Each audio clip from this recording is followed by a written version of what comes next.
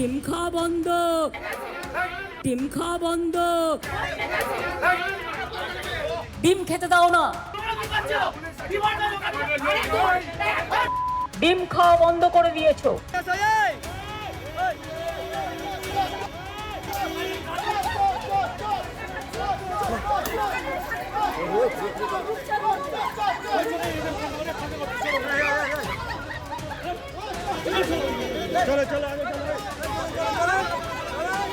ডিম খাওয়া যাবে না। পুরো সল্লেকটা শেপ দিয়ে বিসি পুরো শেষ করেছে তোলাবাজি করে, ওদের বিল্ডিং হয়েছে, সব টাকা নিয়ে সব ঢুকিয়েছে।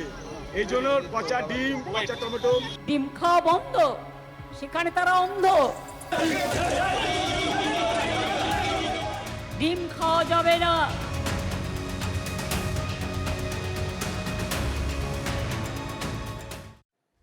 হ্যাঁ, ভোটের আগে মমতা বন্দ্যোপাধ্যায় বারবার এই কথা বলতেন, বিজেপি এলে মাছ খাওয়া বন্ধ, বিজেপি এলে ডিম খাওয়া বন্ধ। এখন মমতা বন্দ্যোপাধ্যায়ের পার্টির লোকজন রোজ রোজ ডিম খাচ্ছেন, গলাধঃকরণ করতে পারছেন না ঠিকই, কিন্তু গায়ে এসে যাচ্ছে। পচা ডিম ছোড়া হচ্ছে, ভালো ডিমও ছোড়া হচ্ছে, কিন্তু সেই ডিম এসে জনরসে একেবারে জাত অবস্থা, মানে ডিম প্রাপ্তি। ডিম থেরাপিও বলতে পারেন, একটু পানিং করে ডেমোক্রেসিও বলতে পারেন। দলকে এমন ঝড়ের মুখে যে পড়তে হবে, সেটা কি আদৌ মমতা বন্দ্যোপাধ্যায় আঁচ করতে পেরেছিলেন, যখন তিনি বারবার বলতেন ডিম খাওয়া বন্ধ, ডিম খাওয়া বন্ধ। এভাবে যে ডিম এসে পড়বে, এভাবে যে এত ডিম এভাবে খেতে হবে, তিনি কি তখন ধারণা করতে পেরেছিলেন?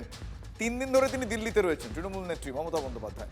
আজ আবার দিল্লিতে ঘন্টায় 111 কিলোমিটার বেগে ঝড় হয়েছে, 111 কিলোমিটার পার আওয়ার, প্রতি ঘন্টায়।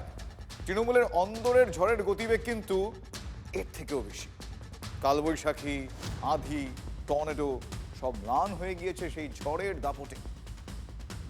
কাটমানির যে কালচার ঢুকে পড়েছে আপনারা দেখছেন। আমি কি বলবো, শিক্ষাক্ষেত্রে দেখুন কি নৈরাজ্য, স্বাস্থ্যক্ষেত্রে দেখুন কি হয়েছে। আরজি করার মতন ঘটনা আমাদের প্রত্যক্ষ করতে হবে, এটা কি আমরা কোনোদিনও অল্প বয়স থাকার সময় বুঝতে পেরেছি? আরজি কর ইস্যু নিয়ে বলছেন 2 ডাক্তার, কাকলি ঘোষ আর শর্মিলা সরকার, আপনারা কবে রাস্তায় নেমেছিলেন এই আরজি করের জন্য বলে দিন। সেসব আমি ভেবেছিলাম যে আমি পদত্যাগ করবো, পার্টি ছেড়ে দেবো, কারণ ওদের পাপের ভাগিদার আমি হতে যাব কেন। কিন্তু আমি ভীত সন্ত্রস্ত ছিলাম, আমাকেও তো একটা সুপারি কিলার দিয়ে মেরে দিতে পারে, এই ভয়টা তো আমার মধ্যে কাজ করেছে। ও এমন তো নয় যে সুপারি কিলার দিয়ে আমাদের দলের লোককে আমাদের দলের লোকেরাই মারেনি। তার তো জ্বলন্ত উদাহরণ আছে ইংলিশ বাজার মিউনিসিপ্যালিটি ভাইস চেয়ারম্যান দুলাল সরকার। দুলাল সরকারকে কারা খুন করেছিল? তৃণমূলের লোকেরা। গদ্দারদের কাছ থেকে কোনো সার্টিফিকেট নিতে চাই না। আর কাকলি যে বলে যে ঝুঁকেগা নেই, ও তো ঝুঁকেই গেছে। झुकेगा नहीं क्यों, झुक गया अब नरेंद्र मोदी का पास, झुक गया, बचने के लिए झुक गया और झुकेगा नहीं क्या बोल रहे हैं, झुक गया बीजेपी का पास। তৃণমূল আছে, কিন্তু তৃণমূলে নেই। ওই হয়ে গেল হাঁস ঝাড়ু, কেমন এটা জানি না, সেরকম একটা হাঁস ঝাড়ু টাইপ অফ থিং, বুঝতে পেরেছেন? মমতা বন্দ্যোপাধ্যায় তৃণমূল কোশ্মিনকালে বিরোধীদের গুরুত্ব দেয়নি, একথা নতুন করে বলার অপেক্ষা রাখে না, আপনারা জানেন, মানতে বাধ্য। রাজ্য সরকারি বৈঠক হোক, আমরা দেখেছি পঞ্চায়েত মিটিংয়ে, মানে পঞ্চায়েত পর্যায়ে যে সমস্ত মিটিংগুলো হতো, সেখানেও শাসক তৃণমূল কোনোদিন বিরোধীদের ডাকেনি, শুধু নয় পাত্তা দেয়নি, এরকম একটা ব্যাপার। বিরোধী বলে কিছু নেই, থাকবে না, তারাই সব। ঠিক উল্টো পথে হাঁটছে শুভেন্দু অধিকারীর বিজেপি সরকার, ঠিক উল্টো পথে। উত্তরবঙ্গ, কল্যাণী, নবান্নের প্রশাসনিক বৈঠকের পর আজ কোলাঘাটে প্রশাসনিক বৈঠক ছিল, সেখানেও বিরোধীদের সসম্মানে আমন্ত্রণ জানিয়ে এবং বিরোধী অর্থাৎ বিদ্রোহী তৃণমূলী জনপ্রতিনিধিদের উপস্থিতি তারা কিন্তু সেক্ষেত্রে সসম্মানে রেখেছেন, আর সবই দেখতে পাওয়া গিয়েছে। শিলুরা কি বললেন? শিলুরা বললেন এমন স্বাধীনতা তারা আগে কখনো পাননি। বুঝতেই পারছেন কেন শুরুতে এই কথাটা বললাম। এখানে 35 জন এমএলএকে আমরা ডেকেছিলাম, তাদের মধ্যে 33 জন আমি যে পার্টি থেকে চিফ মিনিস্টার সেই পার্টির ছিল, অপোজিশনেরও 2 জন তারা ছিল। অপোজিশনের এমপি তো বলেই ফেললেন যে আপনারা আমাদের স্বাধীনতা দিয়েছেন কথা বলার আপনি, তাই আমি মন খুলে আজকে ডেভেলপমেন্ট ওরিয়েন্টেডই বলেছেন, খুব ভালো ভালো প্রপোজাল দিয়েছেন। প্রথম কথা হচ্ছে আমি পূর্ব মেদিনীপুরের ভূমিকন্যা, তিনি আমার এখানকার ভূমিপুত্র মুখ্যমন্ত্রী হয়েছেন, এটা একটা আনন্দের। আমি ব্যক্তিগতভাবে ভীষণভাবে আনন্দিত এবং আজকেই বলাকা মঞ্চে আমরা আমাদের জায়গায় এসে অ্যাডমিনিস্ট্রেটিভ মিটিংয়ে বলার সুযোগ পেয়েছি।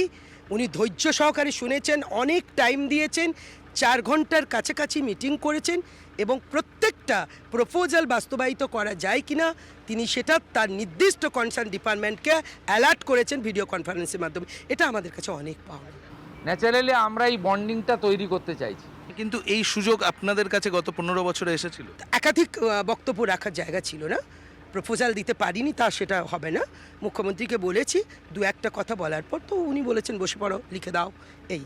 কিন্তু এত সময় 5-10 মিনিট ধরে, দিনেন্দা তো 10 মিনিট বললো, সবটাই বললো, আর আমি 5টা পয়েন্ট উল্লেখ করে বাকিটা লেখা দিলাম। তিনি গ্রহণ করলেন, বললেন ভালো করে কাজ করো, আমি আছি সঙ্গে। উনিও বললেন চিফ মিনিস্টার, আরে তোমরা আগে আমাদেরকে ডাকতে না। এটা শুনতে আমার খুব খারাপ লাগছে, কষ্ট হচ্ছে। যাদের এত কষ্ট ছিল ভোটের আগে বলতো আমার কষ্ট আছে, দলটাকে ভালো লাগছে না, আমি টিকিট নেব না। নির্বাচনের সময় রাজনীতি হবে, সারা বছর কাজ করতে হবে। আমরা অনেক পিছিয়ে গেছি পশ্চিমবঙ্গে। এই বিগত 4 মে থেকে মমতা বন্দ্যোপাধ্যায় তৃণমূল কংগ্রেস হারিয়েই চলেছে। প্রথমে তারা জনতার আশীর্বাদ হারিয়েছে, তারপর পশ্চিমবঙ্গ বিধানসভার বিরোধী দলনেতার পদও হারিয়েছে মমতা বন্দ্যোপাধ্যায় তৃণমূল। গতকাল সংসদীয় দলও মমতা বন্দ্যোপাধ্যায় হারিয়েছে, টু বি মোর প্রিসাইজ। এবার কি তাহলে দিল্লিতে দলীয় পার্টি অফিসও হারানোর অপেক্ষায়? তার কারণ এই পার্টি অফিসের বাড়িটি পার্থ ভৌমিকের নামে বরাদ্দ। ব্যারাকপুরের সাংসদ পার্থ ভৌমিক ইতিমধ্যেই কাকলি মডেলে তিনি শৈশবুত করে নাম লিখিয়ে ফেলেছেন এবং সূত্র মারফত এটাও জানা যাচ্ছে যে ইতিমধ্যেই সেই বাড়ি পার্থবাবু, মানে এই পার্থ ভৌমিক বাবু ফেরত চেয়েছেন। এতদিন যাকে অভিষেক ঘনিষ্ঠ নেতা বলে জানতো বাংলার রাজনৈতিক মহল, সেই পার্থবাবু এখন বলছেন যে ও বাড়ি আমার নামে ছিল, ও বাড়ি ফিরিয়ে দিতে হবে। মানে পাল্টি খাওয়া বোধহয় একেই বলে না, আলটিমেট পাল্টি। এই যে অল ইন্ডিয়া তৃণমূল কংগ্রেসের সদর দপ্তর রাজধানীর বুকে, সেই সদর দপ্তরও এবার হারাতে চলেছে তৃণমূল কংগ্রেস। কেন সদর দপ্তর কেন হাতছাড়া হবে? তার কারণ একটাই, এই যে বাড়ি, যে বাড়িতে তৃণমূল কংগ্রেসের সদর দপ্তর তৈরি হয়েছে, সেই বাড়ি পার্লামেন্টে লোকসভার নথিতে এই মুহূর্তে পার্থ ভৌমিকের বাসভবন হিসেবে নথিভুক্ত রয়েছে। আমরা গতকাল থেকেই দেখছি বা গত কয়েকদিন ধরেই আলোচনা চলছে যে পার্থ ভৌমিক বিক্ষুব্ধ ক্যাম্পের একেবারে অগ্রণী ব্যক্তি এবং গতকাল কাকলি ঘোষ দস্তিদার তিনি জানিয়ে দিয়েছেন যে 20 জন সাংসদ তারা এনডিএতে সামিল হতে চলেছেন। স্বাভাবিকভাবেই পার্থ ভৌমিক তিনি যখন এনডিএতে সামিল হবেন, তা আলাদা ব্লক হিসেবেই হোক বা একেবারে রাজনৈতিক দল পরিবর্তন করেই হোক, তার নামে অ্যালট করা বাংলো কোনোভাবেই যে তৃণমূল কংগ্রেসের সদর দপ্তর বা পার্টি অফিস হিসেবে ব্যবহৃত হবে না, সেই বিষয়টি সম্পূর্ণভাবে নিশ্চিত। আজ যখন এই সময় আমরা এখানে এসে পৌঁছেছি, মূল গেট যেমন বন্ধ রয়েছে, তার পাশের যে ছোট গেট যেখান দিয়ে সকলে প্রবেশ করে, সেই গেটেও তালা মারা আছে। কোনো রাজনৈতিক দলের সদর দপ্তরে তালা মারা এই ছবি কার্যত সবসময় দেখা যায় না। দেখুন, এই যে পার্থ ভৌমিকরা বিদ্রোহ করলেন, গতকাল সোজা পৌঁছে গেলেন বিজেপি নেতা ভূপেন্দ্র যাদবের বাড়িতে। সেই মিটিংয়ে আবার কে পৌঁছে গেলেন? রাজ্যের বর্তমান মুখ্যমন্ত্রী শুভেন্দু অধিকারী। একবার টাইম লাইনটা ভাবুন। এই বৈঠকের পরেই কি জানা গেল? 20 জন বিদ্রোহী তৃণমূল সাংসদ তারা এনডিএতে যোগ দিচ্ছেন। তাহলে প্রশ্নটা হচ্ছে, এই সিদ্ধান্তে পৌঁছতে কি মুখ্যমন্ত্রী সাহায্য করলেন? ভিতরের খবর আমাদের দিয়েছেন রাজ্যসভার পদত্যাগী সাংসদ সুখেন্দু শেখর রায়। আসুন দেখি। আপনি যখন কালকে ওখানে বৈঠক করছেন, তখন মুখ্যমন্ত্রী শুভেন্দু অধিকারীও উপস্থিত ছিলেন। না, এটা কোইন্সিডেন্টাল হয়েছে, এটাই বলি। কোইন্সিডেন্টাল কাকতালীয় এই কারণে যে আমি, ভূপেন্দ্র আমাকে বলেছে তুমি এসে আমার সঙ্গে একবার চা খেও। ঠিক আছে, ভালো, চেষ্টা করো। তো এই যখন বললো, তাই যাই একবার কী করবো, আবার তার কোনো কাজ নেই। এখন তো আমি দল ছেড়ে দিয়েছি, আমি রাজ্যসভাও ছেড়ে দিয়েছি। অতএব আমার তো এখন কারোর সঙ্গে দেখা করতে কোনো মানে ব্যাকরণগত কোনো অসুবিধা নেই। তো আমি ওখানে গিয়ে দেখছি, তখন আমাকে জড়িয়ে ধরলো সবার সামনে। আপনাদের অন্য প্রাক্তন সহকর্মীরাও তো ছিল। তখন অন্য ঘরে, না আমি তো প্রথমে অন্য ঘরের সঙ্গে দেখা করলাম, তারপর আমাকে জড়িয়ে ধরলো, কথা বললো, 2-1টা করে বললো আপনার আরও বন্ধু আছে, চলুন একবার ওদের সঙ্গে দেখা করে নেবেন। তো গিয়ে দেখি লোকসভার সদস্যরা বসে আছে একটা বড় হল ঘরে। ঠিক আছে, তো আমাকে ন্যাচারালি কী বলতো আপনার এই সব পদত্যাগ করলেন? না, অমুক তো শুনছিলাম, অমুক তো এই শতাব্দী কাকলি অমুক তমুক। ওই মুহূর্তে আমি ওখান থেকে উঠে যেতে চাইছিলাম, যে আমি তোমরা কথা বলো, আমি চলি। তো ওরা ওই বলে না বসুন না, কি আছে আপনার তো। আমিও দেখলাম যে লোকসভাতে আমার তো কোনো ভূমিকা নেই, তো আলোচনা হচ্ছে, একটু শুনি। আমিও তো রাজনীতির লোক, শুনতে অসুবিধা, একই দলে ছিলাম। তো ওরা এইটা হয়েছে ব্যাপারটা। হ্যাঁ, সেটা আমি অস্বীকার করছিলাম, আমি ছিলাম ওখানে, কিন্তু আমি বোধহয় 40 মিনিট মতো ছিলাম। কি আলোচনা শুনলেন? আমি যে ওই সবই আলোচনা হচ্ছে কীভাবে, কোন প্রক্রিয়ায় ওরা, কারণ কিছু ছিল প্রথম দিকে অসুবিধা হচ্ছিল যে কোন পথে ওরা এগোবে।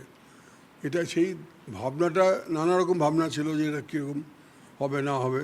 এটা খানিকটা ভূপেন্দ্র যাদব ক্লিয়ার করলো, খানিকটা শুভেন্দু ক্লিয়ার করলো, এবং তাতে আমি দেখলাম যে ওই মহারাষ্ট্র মডেলটার ব্যাপারটা উঠে আসলো, এবং জাস্টিস চন্দ্রচূড়ের একটা রায়, সেটা নিয়েও আলোচনা হলো। এগুলো শেষ হয়ে যাওয়ার পরে তখন বলছে লাঞ্চ হবে, লাঞ্চের পরে আবার বৈঠক হবে। তো আমি বললাম, ভাই আমাকে তো ওষুধ খেতে হয় লাঞ্চের আগে। আমি চললাম, ভূপেন্দ্র কিউ দিয়ে ছাড়বে, লাঞ্চ করে যান। বললাম ঠিক আছে, বাদ মে কভি হোগা, বলে আমি পালিয়ে আসলাম। এই হচ্ছে গল্পটা। কত কি ঘটে যাচ্ছে, কেন্দ্রীয় চরিত্ররা কি করছেন বলুন তো। মমতা বন্দ্যোপাধ্যায় কথা বলছেন, গতকাল ইন্ডি ঐক্যের বৈঠকে তিনি যোগদান করেছিলেন। মিডিয়ার সামনে কিন্তু কোনো কথা মমতা বন্দ্যোপাধ্যায় বলেননি। আজ সোনিয়া গান্ধীর বাড়িতে যান মমতা বন্দ্যোপাধ্যায়, ঢোকা বেরোনোর সময় স্পিক টু নট, কোনো কথা বললেন না মমতা বন্দ্যোপাধ্যায়। তার উঠোনে সিআইডি পৌঁছে গেল আজ, শুধু পৌঁছে গেল না, একেবারে ঘিরে ফেললো চারিদিক। দেখলেন সেই বহর আপনার আজকে দিনভর। তাও নেত্রী মানে মমতা বন্দ্যোপাধ্যায় নির্বাক। আমি এখন এক্স্যাক্টলি যে বাড়িটার সামনে দাঁড়িয়ে আছি দিল্লিতে, তার ঠিকানা হচ্ছে 181 নম্বর সাউথ অ্যাভিনিউ। এটা সাংসদ অভিষেক বন্দ্যোপাধ্যায়ের সরকারি বাংলো। এর পাশেই 183 নম্বর সাউথ অ্যাভিনিউ, সেটাও অভিষেক বন্দ্যোপাধ্যায়েরই সরকারি বাংলো। একটিতে অভিষেক বন্দ্যোপাধ্যায় আছেন, পাশেরটিতে আছেন মমতা বন্দ্যোপাধ্যায়। দেখুন, দিল্লিতে মমতা বন্দ্যোপাধ্যায় যখন মুখ্যমন্ত্রী মমতা বন্দ্যোপাধ্যায় হিসাবে আগে এসেছেন, গত 15 বছর ধরে যে ছবি আমরা দিল্লিতে দেখতাম, এই বাংলোর সামনে যখনই তিনি এখানে আসতেন, একটা সময় এই বাংলোতে মুকুল রায় থাকতেন, যখনই তিনি এই এলাকায় আসতেন এখানে শামিয়ানা খাটানো হতো। মমতা বন্দ্যোপাধ্যায় এখানে থাকা মানে হচ্ছে মিডিয়া ভিড়, গিজগিজ করতো, অসংখ্য সিকিউরিটি পার্সোনেল মানে নিরাপত্তা কর্মীতে একদম ছেয়ে থাকতো। কিন্তু এখন এমন একটা বিচিত্র অবস্থা আমরা চাক্ষুষ করতে পারছি এবং আপনাদের দেখাচ্ছি, যেটা আগে কেউ কখনো সম্ভবত কল্পনাও করেননি। মমতা বন্দ্যোপাধ্যায় এখন বাড়ির ভেতরেই আছেন। একটু আগেই আমরা দেখতে পেলাম ডেরেক ওব্রায়েন কোথাও থেকে একটা কোনো কাজ সেরে তিনি এলেন, ভেতরে ঢুকে গেলেন। কিন্তু নেতাদের আনাগোনা, নেতাদের যাতায়াত, তারপরে এর আগে আমরা এখানে দেখতাম শামিয়ানা খাটানো থাকতো, এই সমস্ত ছবি এখন সম্পূর্ণ অতীত হয়ে গেছে। একেবারেই সেটা এখন গল্পকথার মতো শুনতে লাগবে। তবে নেত্রী বোধহয় কাউকে পাশে পেলেন। পাল্টিবাজ দেব মানে দীপক অধিকারী দেব, তিনি আজ আবারও পাল্টি খেয়েছেন। আমি সারা জীবনই সৌজন্যের রাজনীতি করে এসেছি, এটা তো আজকে তো নতুন না। আজকে যদি লোকে বলে না দেব এখন পাল্টে গেছে, না, দেব পাল্টায়নি। দেব আমার ভালোবাসা মমতা ব্যানার্জির জন্য সারা জীবন থাকবে। কাল থেকে হচ্ছে নতুন তৃণমূলে যাচ্ছি, আমি নতুন তৃণমূলে যাচ্ছি না, যতদিন মমতা ব্যানার্জি বেঁচে আছে মমতা ব্যানার্জির সঙ্গে আছি।